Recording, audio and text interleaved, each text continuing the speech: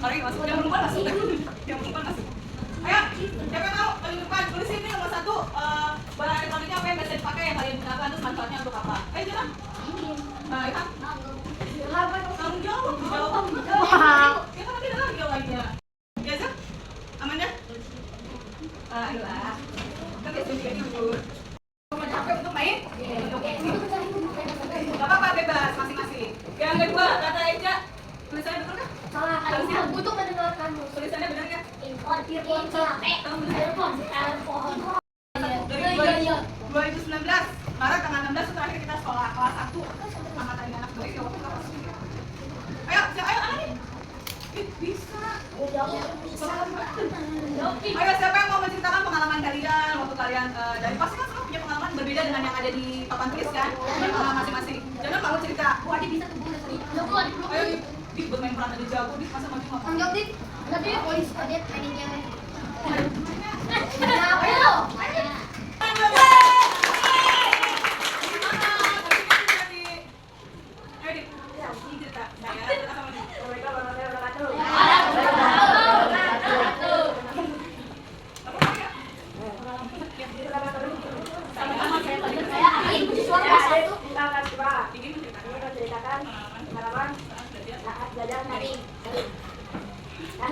Yang Zoom itu ya, sekolah kamu Zoom gimana? Dikasih tugasnya gimana? Yang penting yang ngerjain tugasnya siapa? Kamu tidur mandi, bokap tidur lagi.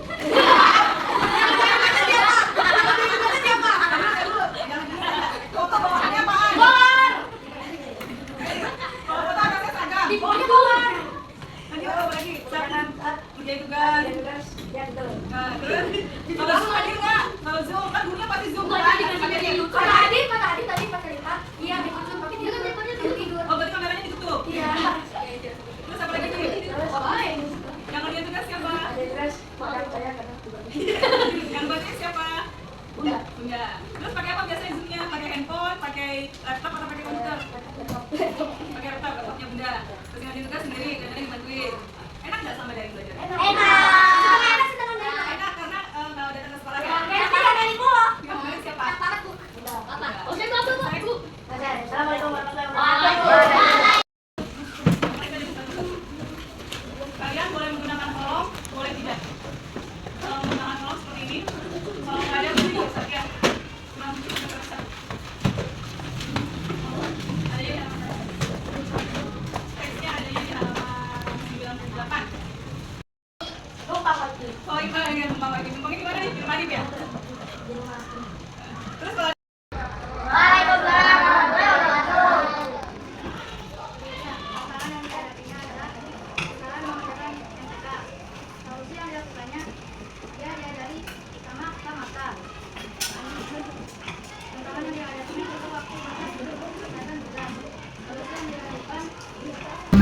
Assalamualaikum warahmatullahi wabarakatuh.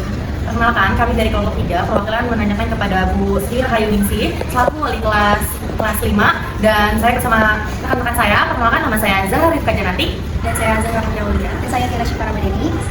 Oke, kita mulai wawancaranya ya Bu.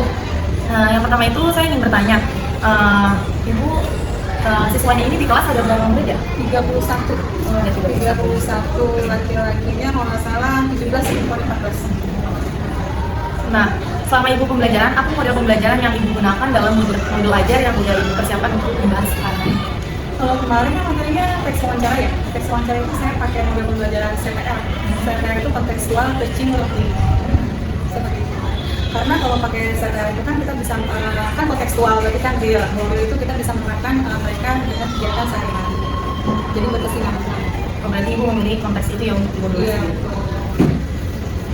Lalu kenapa Ibu memilih CPL-nya sebagai metode pendekatan pembelajaran? Apa yang mendasari dari rekomendasi CPL sendiri?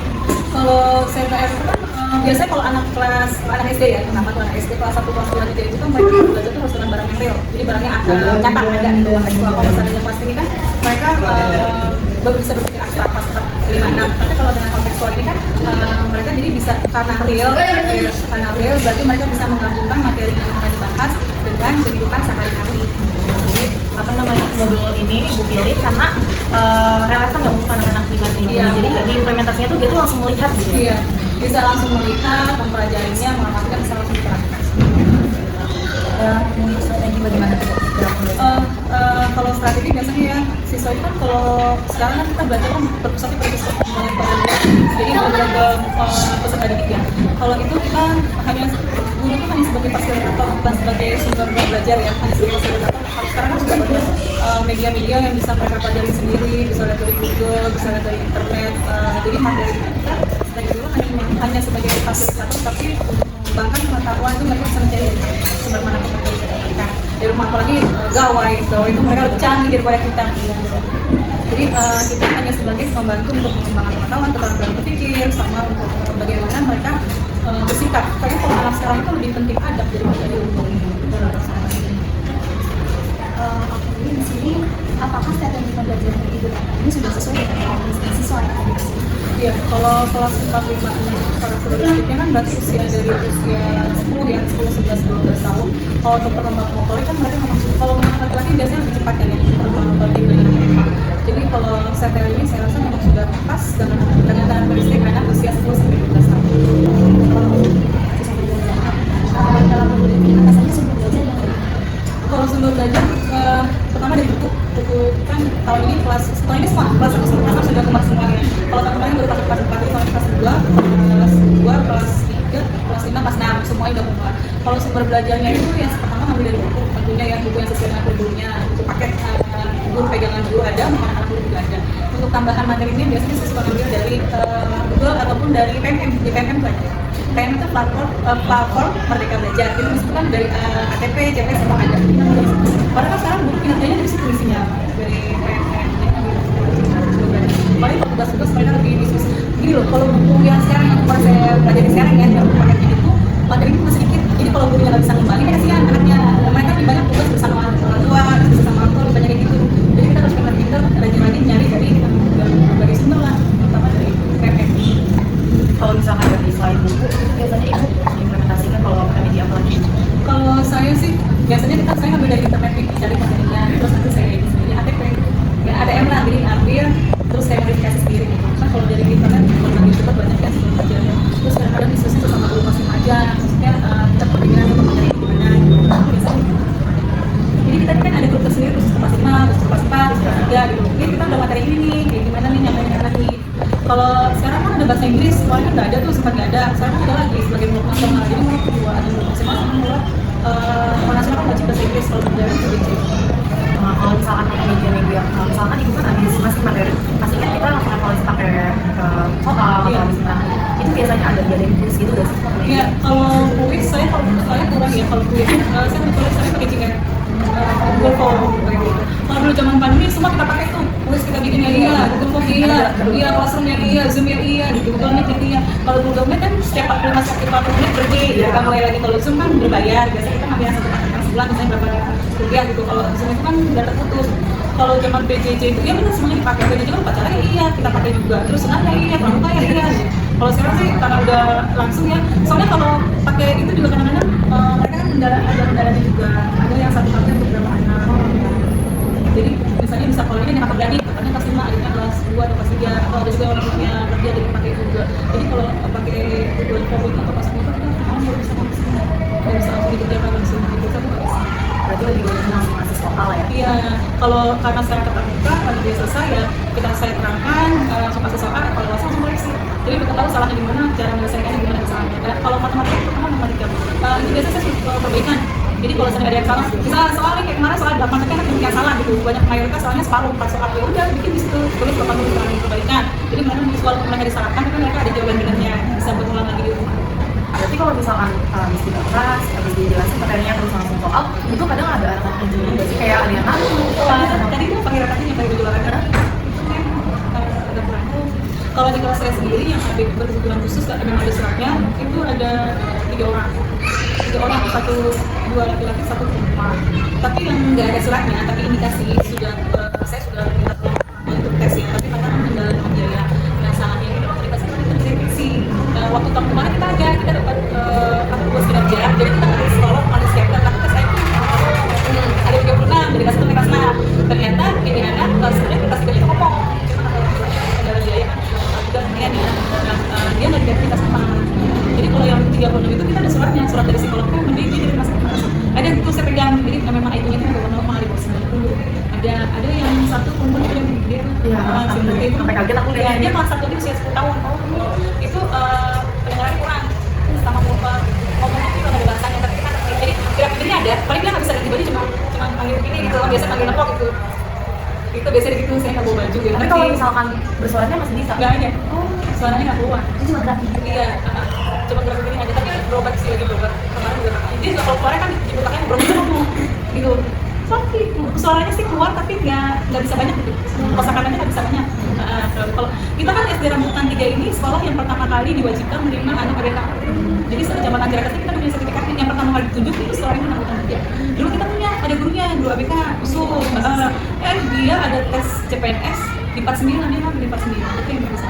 Jadi sekarang nggak ada, tapi kan pelatihnya kita sering, saya pernah ikut pelatihan disabilitas, tapi kalau saya disabilitasnya lebih ke fisik.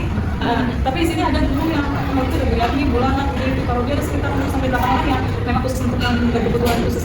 Ada kelas 1 sekarang kelas 3, namanya bilang anaknya ganteng, tapi kosakatanya kan gini, kalau datang dia turun dari motor, diantarin nih sama adiknya, terus sama nyamperin ke sana, dia hafal, nama kita semua hafal guru-gurunya, tapi dia nggak hafal nama teman sekelasnya, dia nggak hafal. Kalau ketemu saya udah tahu, dia bisa baca ekonomi gitu, Bu Ayu tahu dia, Bu Ayu, terus belajar dulu, biar pintar, nggak boleh pulang. Gurunya dulu kelas 1-nya Bu Hera, kita kan Ibu Hera doang. Kelas 2-nya dulu sama Bu Siti, dia Siti doang. Kelas 3-nya sama Ibu Hera aja. Jadi tapi kalau habis pembiasaan di lapangan tuh pasti masuk ke dalam ruang guru tuh udah mulai paham ini Bu Resti, Bu Siti, ini. Tapi kalau kita mendidikan siapa? Jadi ini lebih kenal kita guru-gurunya dibanding sama. Kalau di sini banyak yang berarti kan itu kan kalau misalkan ada anak yang dalam pembelajaran kita misalkan, berarti kalau misalkan kita menjelaskan materi itu lebih ke mode ceramah ya. Nah itu kan kadang ada anak yang jenuh dengan ngantuk, atau kadang ada anak yang normal juga kadang ngantuk. Yang pernah saya pelajarin konsentrasi anak itu cuma 2 menit. Konsentrasi anak itu harus cuma 2 menit. Jadi kalau kita nggak isi-isi dengan entah game, itu nggak bakal bisa konsen mereka. Tapi kalau ini karena udah kelas tinggi ya, kalau kita explain juga yang gerakan anaknya mereka nggak mau. Ya karena udah punya rasa malu. Jadi supaya kita kan ada semangat baru ya, yang dan gitu kan. Kan gerakannya kan terakhirnya aneh gitu, karena kan harus pakai ibu ngapain sih gitu, gede kok gitu. Tapi kalau anak masuk kelas 3 senang aja kayak gitu. Paling kalau saya waktu awal tuh saya gitu, ini sekalian tes mereka awal kan kita ada aplikasi ya. Nah kalau di Kumar itu kan waktu pas baru-baru kita harus ada aplikasi untuk mereka, untuk mengetahui kemampuan mereka sebelum terima pelajaran kelas 5 dari karena kelas tinggi kan seperti mana sudah ada faktorisasi. Ya udah kita bermain gamenya itu perlipatan 2. Jadi misalnya 2, 3 pas yang set ke perlipatan 2 mereka menyebut perlipatannya, tapi teriaknya yes. Kayak gitu. Jadi mati konsentrasi mereka juga kan itu yang 1, 2 nggak boleh 2. Jadi 1 yes, 3 yes, 5 yes. Habis perlipatan 2 kalau mereka ada yang kelewat salah gitu ya, menyebutnya mereka nyebut angka. Ya udah maju ke depan kita kumpulin sampai 5 anak. Nanti mereka sudah terserah nyanyi lagu nasional atau nyanyi lagu anak-anak gitu. Karena lagu nasional kan juga nggak semuanya bisa. Ini kan generasi pandemi nih. Jadi berapa tahun, 2 tahun kan mereka yang generasi bahan. Jadi kalau kemarin itu pacarnya pas saya tuh yang begini setelah itu udah segala begini, apalagi ada yang nggak bisa. Saya kan di dalam bendera itu hafal pun nggak udah terus remaja itu lagi memang yang nggak hafal. Jadi nggak semuanya jadi kita sama ratakan walaupun mereka bahas juga ada yang nggak nyanyi juga. Berarti solusinya kalau misalkan di pakai metode ceramah, jatuhnya dari tes speaking atau tes sampai. Pokoknya kalau mulai nggak benar deh, udah yang mulai dari kalau saya bahasanya dari Sabang sampai Merauke udah keluar dari Madridnya, udah jalan dari sebelah sana, dari sebelah mana-mana ya. Jadi kalau nggak saya dulu di kampus ada permainan pakai koin. Ya saya sekali nyiapin ini kayak gitu. Misalnya koin kita punya koin logam 500-nya ada berapa, 100-nya ada berapa gitu kan. Terus 200-nya bahkan kalau dapat dari tempat ribuan. Ini saya kasih kenal ke mereka. Ini ada uang 2.200, ada 19 koin, berapa 500-annya, berapa 1000-annya, berapa 200-annya, berapa 100-annya gitu. Kalau bisa berapa ya udah kasih. Biasanya saya siapin 2 itu harus bisa begitu. Apalagi pasti ini kalau udah bosan ya ada anak yang mereka jenuh juga yang saya bosan loh, bingung saya mau ngapain, bahkan kamu disuruh ngerjain soal tapi saya nggak mau gitu. Ya terus yang putar dengan diri dia sendiri. Kalau soalnya kayak gitu ya udah, kadang-kadang saya suka gini ya, kalau nggak selesai, kalau di jam terakhir kita bisa ngasain dan mereka setengah 12 juga harus suruh pulang saat itu buat PR lanjutkan di rumah bisa pulang. Tapi kalau kita ngerjainnya dari pagi, makanya saya kalau matematika saya selalu dari pagi. Saya nggak pernah ngasih matematika dari setelah jam istirahat, saya nggak mau. Pasti dari pagi tuh mereka masih fresh, masih baru bangun, baru mandi, baru sarapan. Itu pagi-pagi saya ngasihnya. Nanti kalau punya istirahat aku, kalau udah jam 9 saya ingetin sama aku selesai penting mau istirahat. Ada yang mereka memang ada satu anak itu ya, ada anak saya sendiri juga. Itu kalau dikasih tugas nggak bakal dikerjain dulu. Dia ngobrol ke sana ke sini. Kita sering sebut anaknya. Belum tentu mereka buku dia kalau kita dalam dia belum ngapa-ngapain. Jadi memangnya apa ya? Dan perhatikan ya, karena figur dari ibunya tuh di rumah gak ada, jadi dia mencari ibunya. Kayak resep itu orang tuanya. Tapi memang anaknya udah gitu. Jadi memang sangat nyari perhatian ke kita. Gitu. Jadi laki-laki sini banyak juga yang kayak gitu. Jadi kita harus ya kalau kamu masih sering boleh sebut namanya berarti boleh masih sayang. Dan kalau kamu udah nggak boleh sebut namanya berarti boleh udah nggak peduli sama kamu, harus sering diingatkan. Nah, menurut saya belum ada juga yang ABK-nya parah nggak bisa baca ada, ya ada yang mungkin kan nggak bisa baca. Tapi bagus Sampai di kelas 5 ini. ada yang udah naik kelas 6 sekarang, dari saya tahun lalu. Jadi dia kita tuh kan dapat dari dinas ya. Ada nama-namanya di satu sekolah itu berapa waktu ya, cuma beda hari kan kelas tinggi kelas rendah. Nah ini kemudian menurut saya Putra itu dia awal-awal kalau masih pagi saya masih bisa bikin satu-satu gitu loh. Jadi kalau teman dikasih soal sekali dia nggak bisa, dia harus perjumlahan berulang. Jadi misalnya 2 kali 3, jadi dia harus begitu masih soalnya, masih ada yang gitu. Terus dulu kakaknya pun bisa juga perempuan kayak gitu. Jadi kalau nulis soal nulis tuh nggak pernah ada jedanya, nggak pernah ada jaraknya, jadi nempel terus. Jadi kalau baca kan nggak selesai ya. Dan pas di pagi sore 5 tuh dia kebagian tes psikolog, itu dia nulis 5 huruf aja, tapi memang itu dia nggak bisa ingat. Jadi saya sangat penasaran ngomong, saya minta ngomong panitianya, minta tolong saya minta sama psikiaternya, sama psikolognya, karena saya pengen tahu cara saya harus gimana buat ngajarin ini anak gitu kan. Terus kata psikolognya, ini kelas 5 kasih kok harus banget ya, 5 huruf ini aja nggak bisa gitu kan. Jadi dikasih sama ibu, saya kasih huruf 5, ibunya ternyata benar juga.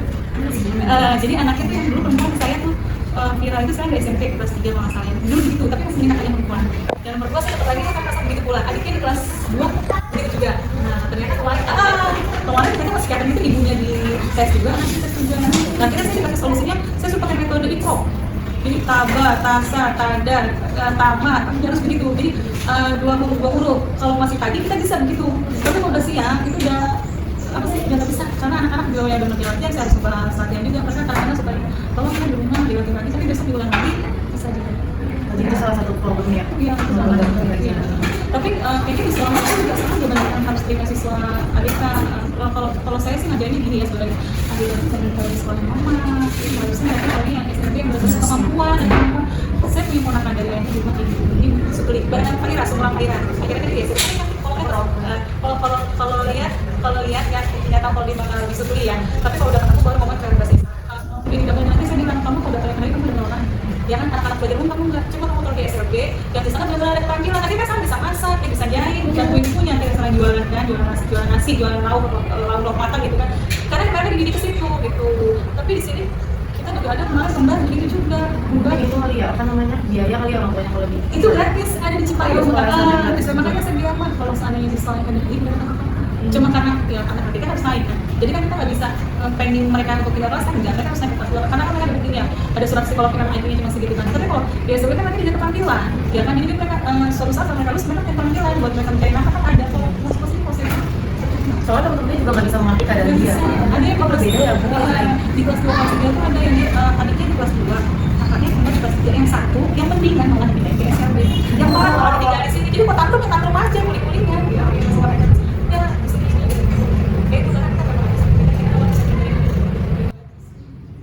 Tadi kan sempat disinggung juga yang pembelajaran jauh ya, waktu konfirmasi itu bagaimana cara ibu untuk menghadapi waktunya, cara ibu untuk menghadapi murid tadi yang terkendala. Iya, di sini banyak di sini. Kalau waktu PJJ itu, di sini kan kebanyakan yang menengah ke bawah ya. Jadi ada anak yang pertama satu yang kerja. Jadi banyak ngerjain tugasnya pun nungguinnya pulang belum bisa. Biasanya waktu itu ibunya dulu, saya kerja, kan saya bawa, dia nanti ngerjain tugasnya. Kalau di zaman pandemi itu yang benar-benar kita capek kan ngerjain tugas ini, kadang-kadang kalau pun belum kumpul semua. Baru besok paginya ada yang kalau yang saya alami pribadi, ada yang dia ngirimnya seminggu sekali. Jadi nunggu punya libur. Jadi nunggu hari Sabtu tuh, dia pada dari Senin sampai Jumat baru liburnya hari Sabtu. Ada yang gitu. Jadi di saat Zoom mereka akan masuk. Kalau di sini kita wajib Zoom kelas lain dulu ya. Jadi pagi-pagi itu pelajaran ya kan. Kita ajar di Zoom itu kita sudah ke kelas sama kawas. Dia jadi dipantau kalau kelas pas ada itu ya. Jadi nanti pengawasnya nanti kelas yang panggil Zoomnya dikasih kirimin ke pengawas, nanti dia mau masuk. Kalau dulu saya suka pakai 2 laptop tuh, satu untuk mantau Zoom, anaknya siapa aja yang udah masuk itu kan ada daftar hadirnya juga, terus nanti pengawasnya udah masuk, ada satu lagi buat materi. Terus saya begitu kalau pakai dua laptop pengawas karena itu kira siapa fotonya di SMP gitu.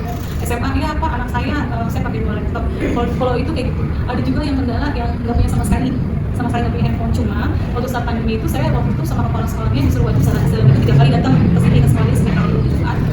Itu saya sedih juga kan.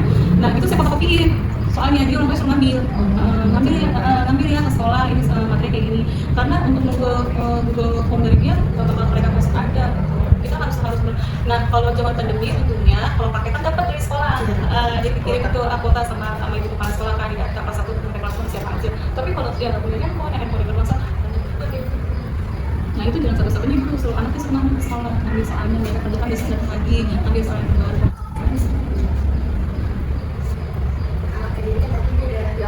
Udah cerita tentang pembelajaran, juga ada kerja, juga ada kendalanya ya. Jadi di sini menurut ibu belajar yang efektif dan efisien itu seperti apa sih? Kalau yang efektif efisien ya, pertama itu kelas harus nyaman. Ya, kayak gini kan makanya sih, piket itu siang, udah pagi siang kan anak-anak harus saya pulang, baru kita bebas, mereka datang kan udah bersih kayak gini kan. Kalau udah bersih pasti kan nyaman.